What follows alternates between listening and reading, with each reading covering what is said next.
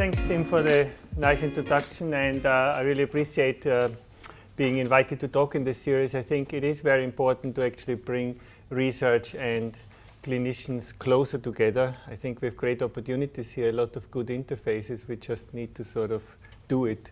And I hope I'll entice you also a little bit to maybe also look at oncology, while I will try to look at the brain a little bit more.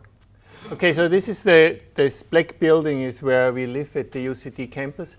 And I'm not only showing you this because I think it's a very nice looking building, but it's also purpose-built actually for doing systems biology, because what we do, we have both experimental laboratories as well as computational laboratories under one roof. And this is really key to what we are doing, that we have both together. And this building allows us to do this. We are highly international. We have about anytime more than 20 different nations and between 60 and 80 staff, depending on the number of students. And I'm still quite proud that we produce roughly one publication per week.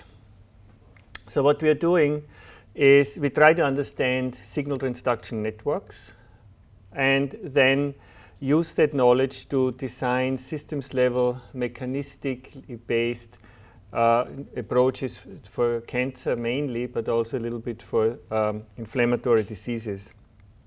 So our core business is really understanding the networks, but then branching out from this, applying this knowledge to cancer, precision medicine, and dermatology and inflammation.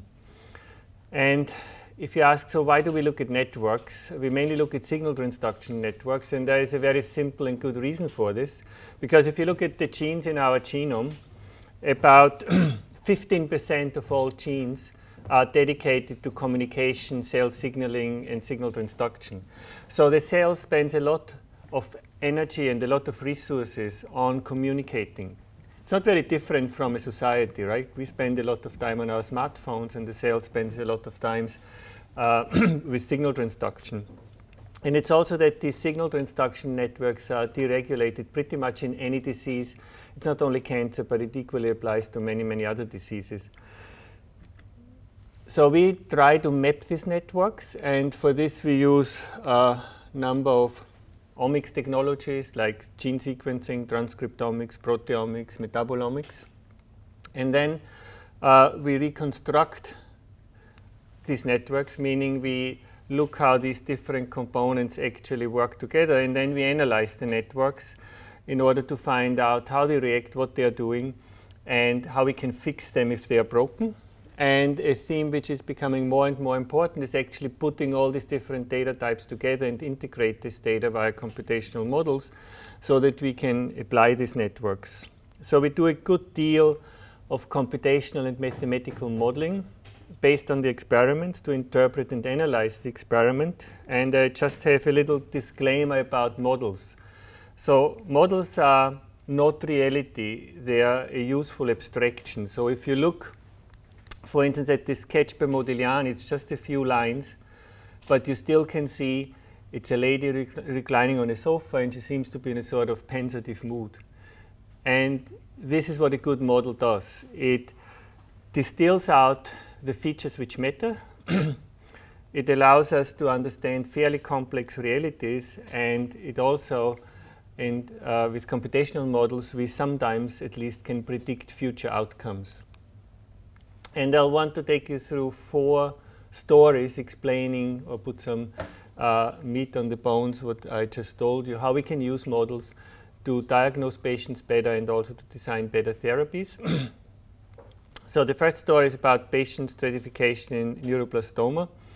When we now in sort of modern times look at molecular data like transcriptomics data, gene array data, and then we try to relate them to clinical features. And most of the times this really is a black box. If you do it with artificial intelligence, you draw correlations, but you don't really know why these features correlate and whether there's any mechanistic basis. So what we try to do is we try to fill in this black box with models, and we use a variety of models. We do use artificial intelligence and machine learning, but we always try to arrive at mechanistic models, which allows us to actually understand what's going on and understand relationships between the clinical data, the clinical outcomes and the molecular data based on a mechanistic understanding. And so this is something what we applied to a disease called neuroblastoma, which is a childhood tumor. It usually originates from the adrenal gland, but it can become fairly big. So it's typically parents take their children to the doctor because their belly swells up. And it is one of the tumors with the most heterogeneous phenotype and prognosis. I mean, we all know that tumors are heterogeneous, but this sort of beats them all. It can have a metastatic state which regresses without any treatment, but it also can kill patients within 3 to 5 months. The treatment is usually genotoxic chemotherapy, so you really want to be very careful in how much treatment you have to give, and which is sometimes difficult because the staging, some stages are very well defined, but the other stages are very poorly defined. In particular, the high-risk neuroblastomas, we have a lack of markers. There is one genetic marker, which is amplification of the MYC-N gene, which conveys poor prognosis. But this only covers about half of all high-risk neuroblastoma. For the other half, we really don't have any clinically useful markers. So what we tried to do is we investigated whether we can use mathematical models as a marker to define this cohort of patients. And this was part of a European Union project which I coordinated called ESSET. And this project took a wide range of molecular data like sequencing, transcriptomics, chip, proteomics data. And first we reconstructed sort of global networks. These are these hairballs which you know, but we also developed now methods where we can extract different modules out of these global networks and then make dynamic mechanistic models which allow us to really simulate what's happening if we give a drug, how a patient reacts, how the network reacts, and then use these models to improve diagnostic stratification, but also develop new drug combinations which were then tested and validated. As Tim said, I usually prefer going straight to clinical samples rather than animal models, so this is what we did in this case and what I'll show you. I'll just summarize the first part because this has been published a couple of years ago, and it's maybe hard to see it on this little screen, but what we did, we had a number of omics data. We had general protein expression, DNA sequencing, RNA sequencing, microRNA sequencing. Then we looked at the MYC-N protein. This is this transcription factor which is often over-amplified in high-risk neuroblastoma. Looked where it binds in the genome, looked at the interaction of proteome of the transcription factor. Then we also looked at receptors, the TRK receptors, which play a role in neuroblastoma and neurological development, did phosphoproteomics, interaction proteomics, and then we also did the drug screen and a siRNA screen against the druggable genome. So it's this whole ladder of different things which we integrated into a computational model, and this is the outcome of the model. So you can see it easily, it's a model because the nucleus is square and the cell membrane is just a straight line. But it's a good model because it's colorful, and colors actually mean something. Each node which is colored actually has been experimentally validated. So it is a computational model, but it's a highly, highly validated model. And this allows us now by simulations to find out what does really matter for a cell to survive the assault by a chemotherapeutic drug. And it turns out that this part here, which we then extracted and reconstructed a dynamic mathematical model. And this is actually one of the beauties of modeling. You see, this is just this part now formulated in mathematical terms. But by analysis of this model, we can actually figure out the components which really matter and which really determine the behavior of this model.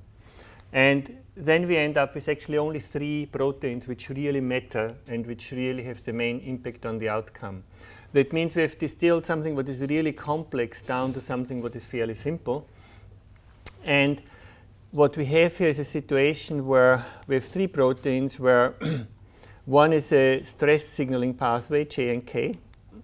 This can auto-activate itself, but it's under negative control by AKT, which is a survival kinase, and both are under control of the TRK receptors. So we only need to actually measure 3 components, and this allows us to go straight away to patient data because it's fairly easy to measure only 3 components in patients, and this is what we did. And then that allows us to make a specific model for each individual patient because we can populate this with the exact expression data of these proteins.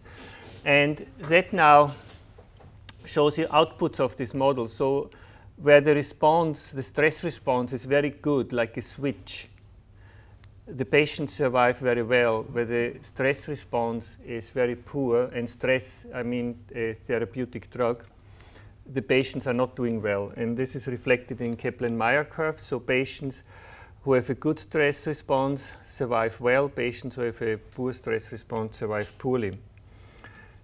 So this was the model, but our aim was actually to find out that high-risk cohort of patients who have no MYC-N amplification. And this actually worked really nicely. So we can see here where this is a cohort where we excluded all the MYC-N amplified patients. And so you see the model still can stratify that cohort into a good and poor prognosis. And also if we only look at MYC-N amplified cohorts, we still can actually further stratify these high-risk populations in good and poor responders. So the mathematical model actually stratifies better than our current markers, but it also can find that high-risk population which we previously had no any markers for. And it's totally feasible to do it. It took about 3 years to develop the model, but then actually populating the model with 760-something patient data and make 768 individual models took about 3 weeks. So it's something that is perfectly feasible to do. So this was the published story. What I'm telling you from here on is unpublished. But this is how we continue this work. So one obvious thing was, of course, to look at relapse because unfortunately, half of high-risk neuroblastoma patients will relapse. And we were interested whether our model also would apply to relapse patients. And it's a very small number yet, so it's only 7 patients. But you can see here this stress response in the primary tumor, typically, which is in blue, typically would go down, and the curve becomes more shallow in the relapse tumors, and there's only one exception. So that even... Is that an immune response, the stress response, or are you looking at... No, this is, sorry, stress response means the response to chemotherapeutic drugs like vincristine. Okay. So, and JNK is a stress kinase network. Yeah. Okay. So it's simple. When I say stress response, it also means, always in this context, means response to chemotherapeutic drugs. We haven't looked at any immunotherapy samples because there's simply too few, but this is actually on the future plans what we will do. So that means that the model may be also applicable actually to predict risk of relapse, but it looks good, but we still have too few patients to be sure about this. So just a few words why we think that mathematical models can be excellent biomarkers. So one is they can reduce a huge amount of data into one number. So all what we do here actually in the output of the model, we measure the steepness of this curve. That's one number. But that one number encapsulates all that knowledge about the different types of omics data, the network data, the clinical data, and that information is still, at least in part, retained in that number. So even though it's one number, it's hugely information rich. Second, it's a mechanistic relationship. So what we do here, we find biomarkers, not by correlation, but we find biomarkers based on a mechanistic understanding of how these networks function. And therefore, we think that these biomarkers, because they're mechanistically anchored, have probably a better prognostic efficacy than biomarkers which are purely based on correlation and you don't know actually what the nature of that correlation is. And then third advantage is that once you have a working model, it's fairly straightforward to personalize it with patient data. And you can then develop a model for each individual patient.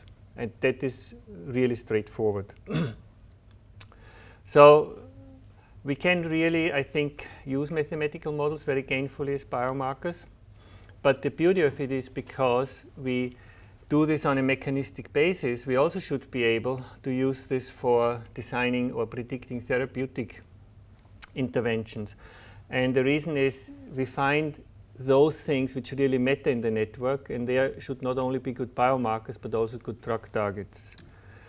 And we did this in neuroblastoma. We extended that stress model because chemotherapeutic agents used in neuroblastoma finally do DNA damage. So we extended that model to also include the DNA damage response. And DNA damage is sensed by kinases, which then finally end up modifying the p53 tumor suppressor gene. And what is important is that there is a phosphorylation on CRN15 which causes cell cycle arrest and allows the cell to repair the damage. But if the damage is overwhelming, there's a second phosphorylation at CRN46 which drives the cell into apoptosis. So you have one phosphorylation arresting the cell and the other phosphorylation actually killing it.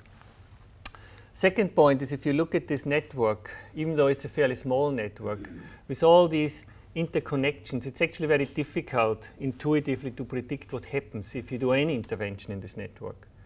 And this is why a mathematical model is needed, because you actually can then do simulations and figure out what's going to happen.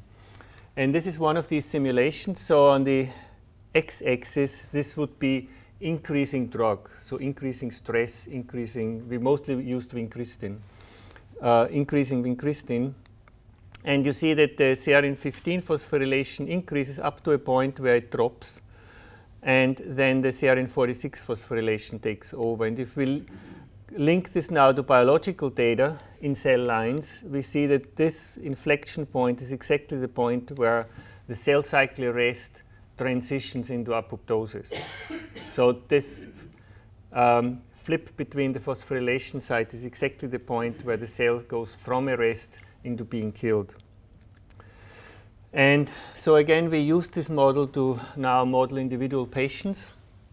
And here, for instance, you see a patient who is predicted and has responded very well to chemotherapy. And you see first this CRN15 phosphorylation goes up, but then it drops, and the 46 phosphorylation, which is the killing one, comes up very strongly. So this is the situation which you want. That patient has very poor responses, very flat, so there's no pro-apoptotic phosphorylation happening, and that patient has a poor prognosis. So we applied this to a cohort of about 370 patients, and each traces an individual patient, and these are the low and intermediate risk patients, and these are the MYC amplified high risk patients. And you see that in this case you mostly have switches, and in this case you mostly have no switches. And this is reflected in the survival curve. So the patients who don't switch the phosphorylation from 15 to 46 have a poor prognosis, and the patients who can switch the p53 phosphorylation have a fairly good prognosis, and this is correlated with response to chemotherapy. The high-risk patients who poorly risk, so this cohort here, which has a poor prognosis anyway, even there's a small difference. If they can switch, their prognosis is still slightly better. So this was one cohort. We also looked at now two validation cohorts. One is about 688 neuroblastoma patients. And in this cohort, because it's actually fairly big, we also looked whether this correlates with any other clinical markers by classic Cox regression models. And it turns out that the mathematical model is a completely independent parameter. It's independent of MYC-N amplification, of age, which is actually a very important prognostic parameter in neuroblastoma, and also of disease stage. So the model is independent of all these other factors.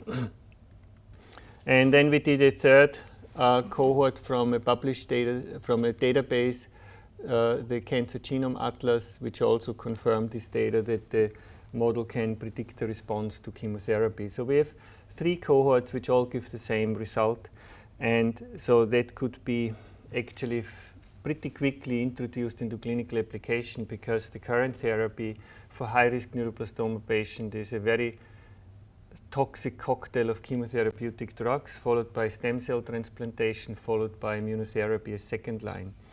But if you know that the patient will not respond to chemotherapy in the first place, it may be worthwhile considering offering immunotherapy as the first line treatment.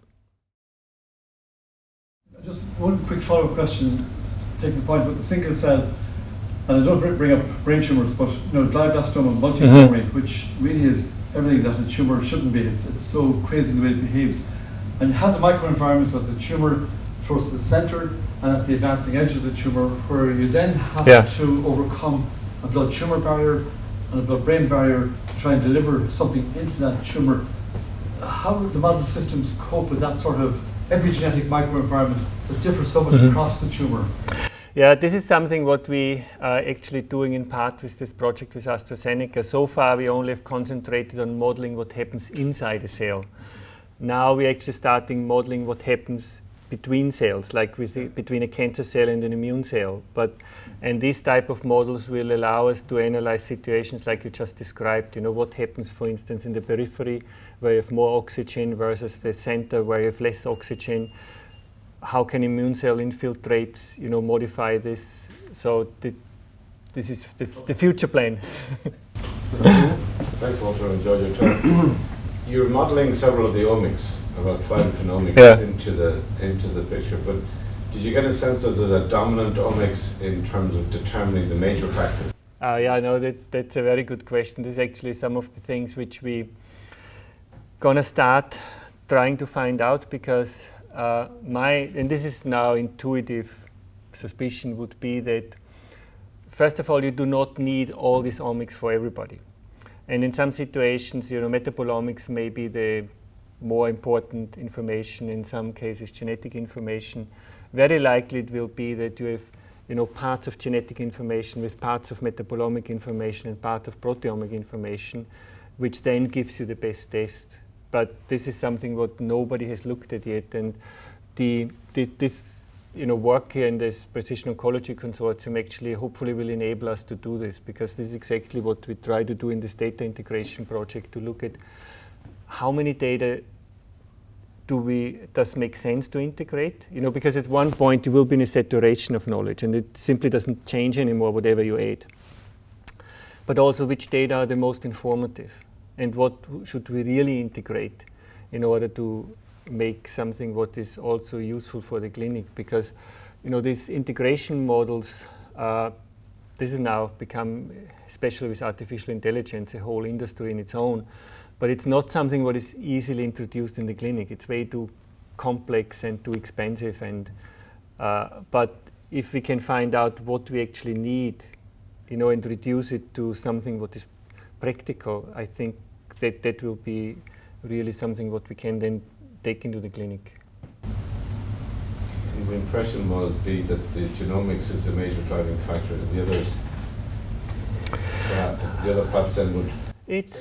It's historical, because genomics is something what we know the best, what has been around for the longest time, and which is in the clinic right now.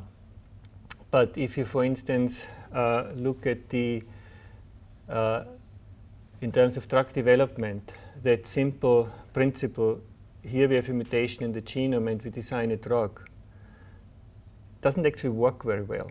Like take the BRAF inhibitors, they work in melanoma, but they don't work in colorectal cancer, they don't work in ovarian cancer, they don't work in lung cancer, they work a little bit, or actually quite well, in thyroid cancer, and all these tumors have BRAF mutations. So there is actually a lot of modifying things in there, and for instance, one of the promises with the mathematical models is that if you have a target which is undruggable, you can target the network and still, without actually hitting the real mutated protein, still cut off the negative effects or the tumor driving effects of that. So I think it's an open question at the moment, what is more informative. Just to follow up on the BRAF inhibitors, it was interesting because you're obviously having to have two of them was kind of interesting. I presume genetically the same genetic background, RNA and protein, and what you have is an epigenetic change that's given a different conformation. No. On those two BRAF, are they actually? No, it's the same gene, same protein. Gene, it's the same protein, but they have a different shape. Yes. Because that's just adopted a different shape per chance. Or there's an epigenetic mechanism that's driven No, potentially. no, it's purely on the Pure protein chance. level. It's purely on the protein level, and it's actually I didn't go into this, but the reason is the real reason is why the timers are drug resistant is a thermodynamic one. So, in a thermodynamic system, you can neither gain or lose energy. And if you bind a drug, that costs energy. If you dimerize, that also costs energy. So if you have one bound to a drug and then you dimerize, there's no energy left for binding a second piece of drug. And the affinity of the second for the drug drops about 1,000 to 10,000 folds. And the BRAF inhibitors already have nanomolar affinities. There's no way you would need to have attomolar inhibitors. There's no way to develop those. But if you take an independent drug, you break the thermodynamic cycle. It's actually physics. Okay. There we go, physics, folks. Okay. Thank you. Just last comment, I'm just interested in checkpoint inhibitors. Of course, they're associated with increased paraneoplastic conditions, which we see in neurology quite a bit. So use of those, we're going to see quite a bit more paraneoplastic disease. And I suppose most of your work is focusing on small molecule development. I get the sense, maybe I'm wrong on that. No, that's right. I mean, we are moving now into with the cell-cell interactions and the immune interactions. T-cell, but also immunotherapy. So you're shifting that because for example, we're trying to publish at present, which is a woman with a uterine tumor. With a paraneoplastic T-cell mediated mechanism that causes inflammation. We have frozen tissue in the brain lab. Was it accepted eventually? Thanks be to God. Yeah, but there is a bit of body of work that could actually, what is the T-cell, for example, that's generated in that case that might be irrelevant. So it's something that we're going to see quite a lot more of that, and it comes at us from your viewpoint. Paul, you the last question? Briefly, I mean, should we, I mean, Michael is well aware that the whole biobanking area is difficult on a national stage. But if your premise is that you want to deal directly with the patient as opposed to animal models, and therefore everything from liquid biopsies, histology, etc. is important. But the microbiome, okay. So should we? I mean, people are saying that they should incorporate microbiome into the story, both within the gut but outside, given its importance outside the gut. I mean, is that should we be doing it? I mean, is that quite complicated? It's a very hard question. I mean, there's a lot of hype about the microbiome now, and it seems to be doing everything from making us sick, smart, and lean, and mean, and obese, and whatever. I think, even if you take the hype away, I think there's probably still a good reason, to look at the microbiome. I think at the moment we know too little about it. I think that the reason why it's worthwhile because it is something which you can manipulate very well. And I think just for that reason, it would be a good idea to keep that option open. We haven't done any work on the microbiome yet. I mean, it's simply you can't do everything. But from what I've heard, in meetings and in papers, it seems to be a modulating factor for many things, and it's therapeutically easily reachable. So I think we should try to take advantage of it. Just even from a pharmacology viewpoint, I mentioned before this paper in Science 3 months ago on patients with Parkinson's disease with given cinnamon, best drug for cinnamon, and that some patients with Parkinson's, we know they don't respond to cinnamon even though they look like idiopathic Parkinson's disease, but the presumption had been, well, their metabolism is funny, they don't handle it correctly. Some of those, if they look to the microbiome and they have an overgrowth of a particular bacteria that's metabolized cinnamon and breaks it down to dopamine in the gut, it doesn't get to the brain. I never thought of that. Actually, a drug being affected and metabolized in gut so it doesn't get you where you want to get it, the target. So from oral drugs, we're going to have to build that into our equation in the future. It's kind of an interesting observation, just that's relevant way outside immunology. And just from a targeting viewpoint, Mike, when you're aware of that, we're looking actually, I think we should do this, is to buy a kit which would cost the matter 1.5 million per year. We needed to buy a focused ultrasound therapy. So that's a new therapy you can use for movement disorders. So you can use a stereotactic frame, do high beam focused ultrasound therapy and burn a hole specifically where you want to get rid of your tumor. However, if you dial back the energy level, you could open up the blood-brain barrier specifically for a few hours. So So you give your intravenous therapy, open blood-brain barrier at the right time, get to drug, and it closes off. So you can target your therapy to what you want. Now, will that be relevant with GBM? I don't know, but it's kind of an interesting concept, and obviously people are looking at it quite a bit. So it's an interesting sort of piece of equipment that from a targeted therapy viewpoint for areas that are hard to get to maybe, and that wouldn't just be relevant to brain, that would be relevant to other tissues. Yeah. Okay, time's going by. There is some food around the corner, please do use it. Thank you for coming along, and once again, Walter, thank you. Yep, thank you very much.